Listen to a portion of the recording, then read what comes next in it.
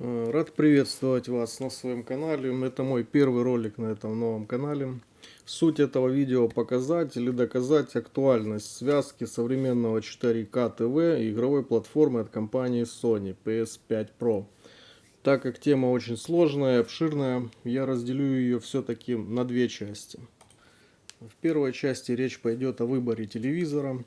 Сегодня на рынке телевизоров предлагается огромный выбор на любой вкус и смак и на любой кошелек. В данном случае будет рассмотрен украинский рынок телевизоров.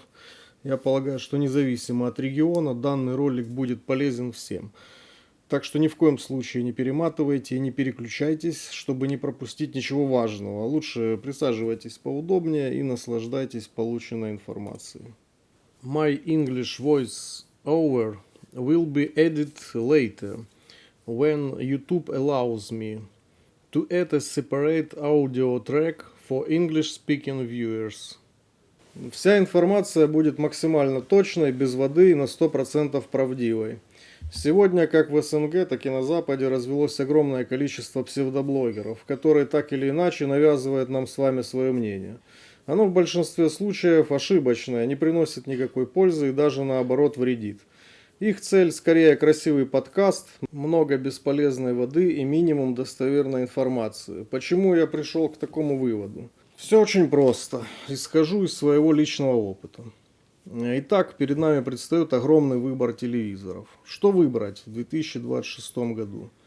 Если хочется, как в моем случае, максимальное качество за минимальные деньги, конечно же бросается в глаза китайский рынок ТВ.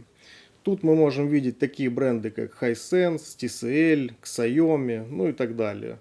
Я, если честно, и сам хотел брать такой ТВ от фирмы TCL, навидавшись всяких бесполезных видосов. В описании четко прописаны подходящие мне параметры: 4К, 144 Гц, HDR, 10+, мини-LED подсветка, 1300 нит яркость. И все это за 25 тысяч гривен или $550 США.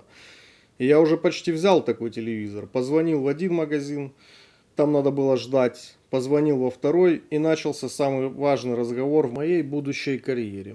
Продавец буквально отговорил меня от этой покупки, что весьма очень странно. Обычно продавцы, барыги, хотят как можно быстрее сдыхаться от товара, даже если он шлаковый. А тут неожиданно мы проговорили 20 плюс минут, где я сделал вывод, что китайский телевизор, который дешевле на $400 от модели Samsung, которую я взял впоследствии, может попросту пойти под замену по гарантии и все геморры с этим связаны, или вообще попросту спокойно выйти из строя через 2 года, потому что его китайское время пришло.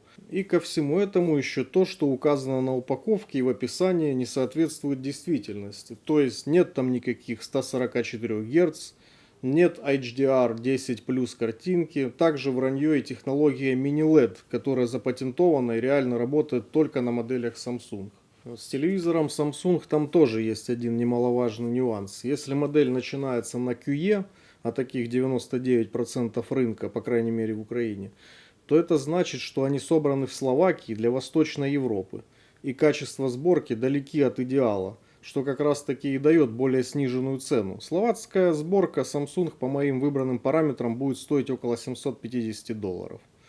Великодушный продавец дал мне этим понять, что лучше взять сборку Венгрии, которая делает для стран Центральной Европы. Да, цена, как в случае с моей покупкой, будет $900, но зато это будет качественная люкс-сборка со всеми 100% правдивыми параметрами. И, конечно же, супер актуальная технология mini-LED, которая полноценно работает только у Samsung. Она поистине раскрывает потенциал передачи черного и белого цветов, делает его непревзойденным в сравнении со всеми существующими технологиями.